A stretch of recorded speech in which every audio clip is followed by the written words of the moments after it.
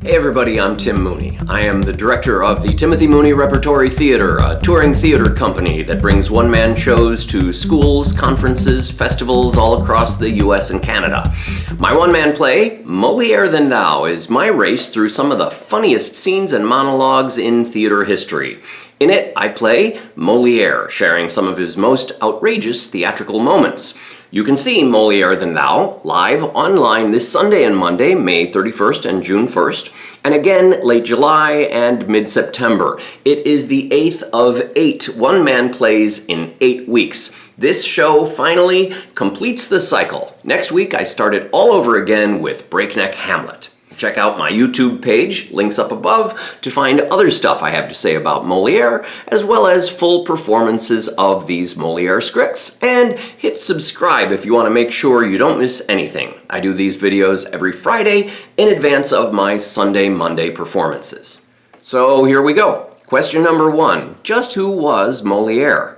If you know anything about Moliere, you probably know that he was French. His work is so beloved by the French people that they often refer to the French language as being la langue de Molière, the language of Moliere.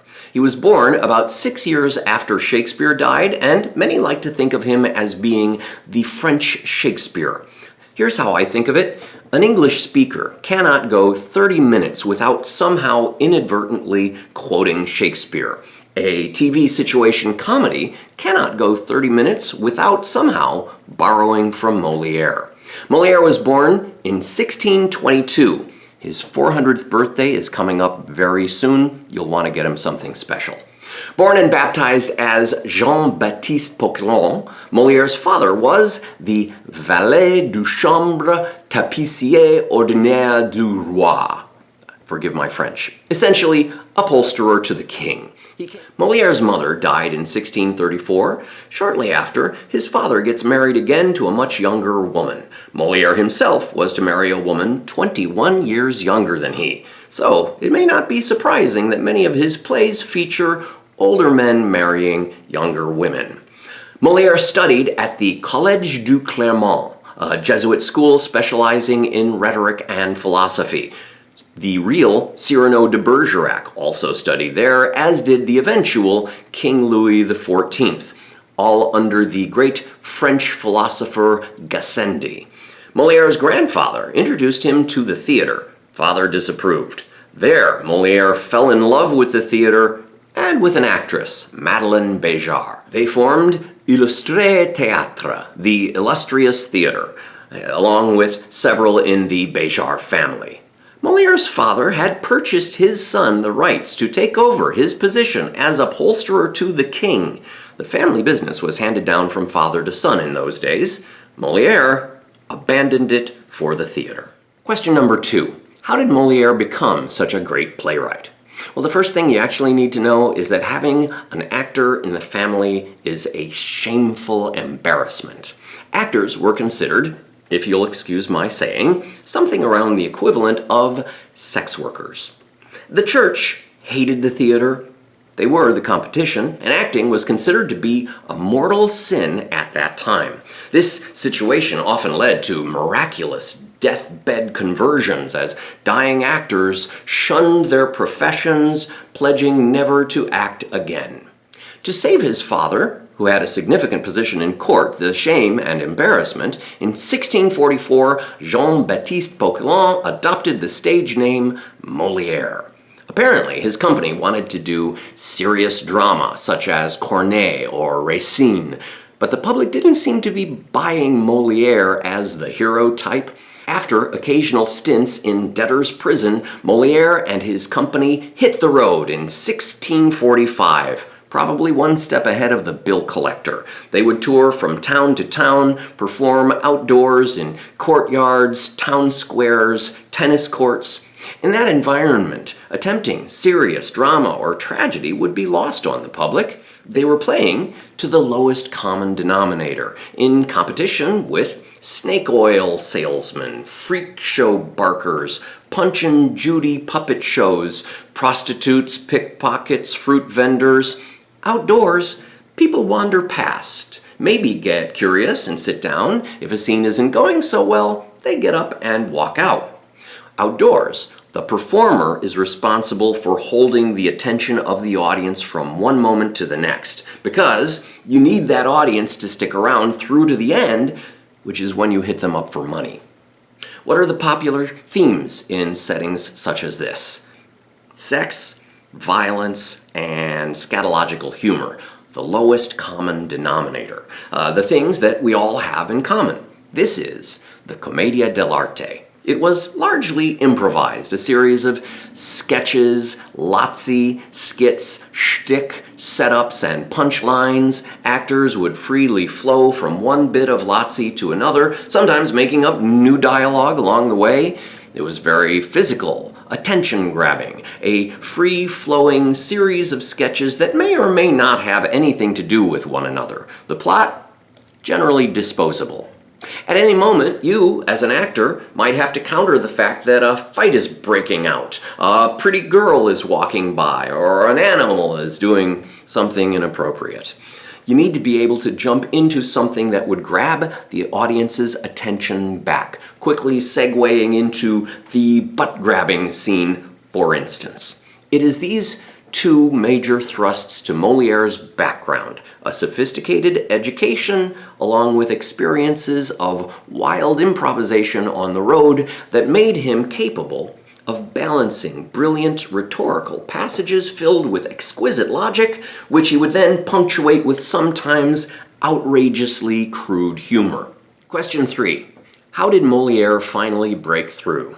Around 1653, still mostly out on the road, Moliere's company started to win sponsorship. A prince, Prince Conti, sponsored the troupe. Having a sponsor meant that the company would not be entirely dependent upon the whims of the audience in the streets throwing coins their way. To Moliere and his troupe, this was a sign that they had finally made it. Unfortunately, 4 years later, Prince Conti got religion and refused to support the troupe anymore. Moliere's great breakthrough came October 24th, 1658. Word of their hilarious performances had gotten back to the court, and Moliere was summoned to perform for the king and his brother. In honor of such a sophisticated audience, Moliere decided to haul out one of the great works of the very serious French author Corneille. Bombed miserably. Following a quick huddle backstage, Moliere came out to speak to the king. He knew how to address the king, having been brought up in the environment of the court. You flatter him to a degree of absurdity. Moliere asked if he might share with the glorious Sun King one of the very funny and somewhat crude sketches they'd had success with on the road. Probably why the king had heard of them in the first place. They performed The Doctor in Love, and it was a huge success. They were invited to become the Troupe de Monsieur. The king's brother was known as Monsieur, and they would play at the king's brother's castle on alternate nights from the great Italian commedia performer Scaramouche. 7 years later, they became the Troupe of the King. Question 4. Why did Moliere get into so much trouble? Moliere struggled to establish that comedy was actually a more powerful moral force than tragedy. It's one thing to emulate a hero from a play, but in real life, people actually work harder to avoid ridicule. Moliere said, in essence, you may call a man a scoundrel, and he may yet one day embrace you, but make a mockery out of him, and you have made an enemy for life. So Moliere attacked vice with ridicule. In 1662, he produced The School for Wives. I'll go into this one more in a later video, but suffice it to say that Moliere made enemies with the local competition and the great playwright Corneille, and it became a bit of a scandal. It was the first of several Moliere plays that would become a hotbed of controversy. The theater, now a political force, was an alternative to the church, where a crowd would gather to learn moral lessons, but from a secular point of view. The church resented this encroachment on their territory and have often, over the years, worked to shut the theater down. More controversies dogged two of Moliere's greatest plays, Tartuffe and Don Juan. Tartuffe, first performed for perhaps just a single performance, was immediately banned in 1664. Banned due to the intervention of the Société du Saint-Sacrement, an underground religious society that held sway over King Louis. This was briefly after the Inquisition, and there was plenty of fear and intimidation waiting if one went after the church.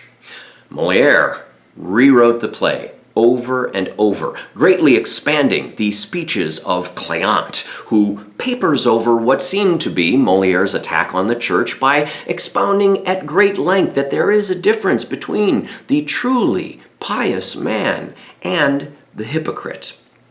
It was probably the addition of the police officer at the end that got the king to lift the ban. The police officer, what we might call a deus ex machina, God from the machine, explains just how the king in all of his godly glory saw right through Tartuffe's fraud and proceeds to throw him into prison. He goes into such dizzying heights, spelling out the wisdom and glory of the king that King Louis must have felt compelled to have those lines read out in public. And finally, after 5 years of having had it banned, approves the play for performance in 1669.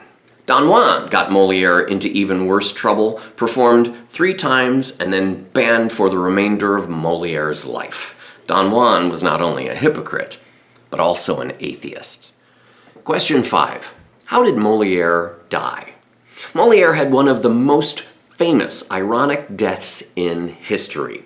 Skipping ahead to 1673, Molière has tuberculosis, coughing badly, sometimes coughing up blood. His company came to him, insisted that he take the night off. He countered, saying, "No, if I take the night off, none of you can get paid." He went on, performing the role of the Imaginary Invalid, a hypochondriac who believed that he was constantly sick and treated doctors as if they were high priests. Molière particularly had it in for the doctors. It was a role he wrote for himself, just in case he should come down with a coughing fit. It wouldn't interrupt his performance. It would seem natural, and he wouldn't have to break character. In this, Molière actually predicts his own death. His character, Argan, scorns this so-called Molière as a villain, hoping that he dies, and that upon his death, no doctor will wait on him.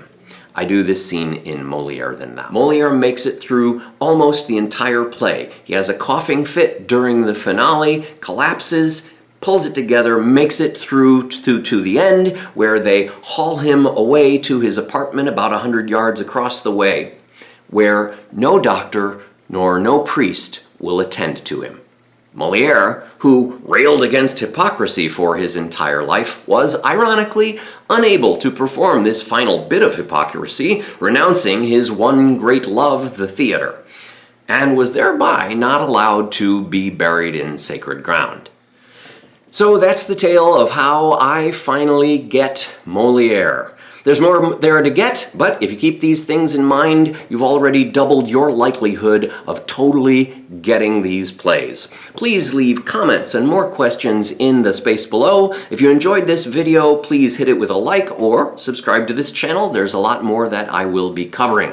Come check out Molière Than Thou. I race through 10 scenes in just 1 hour. That's Sunday, May 31st on Facebook, or on Zoom on Monday, June 1st. Or Sunday, Monday, July 26th, 27th, Sunday, Monday, September 20th, 21st, all at 9 p.m. Central Time. Tickets for Monday night's shows are $5 and available at calendly.com/TimMooneyRep. The show is also available to come to your school or theater group, or I can perform for you online. We are a not-for-profit group dedicated to inspire, inform, enlighten, educate, and entertain. We have a Patreon campaign. You can sign on for as little as $1 a month. You can also make a direct one-time donation at timmooneyRep.com. This play is also available as a book, with loads more notes and comments about all of this, or you can pick up the big book of Molière monologues, which gives an even more thorough introduction to Molière's life, his plays, and his characters. You can pick either of these up online through timmooneyRep.com. Thanks a lot. See you on the stage.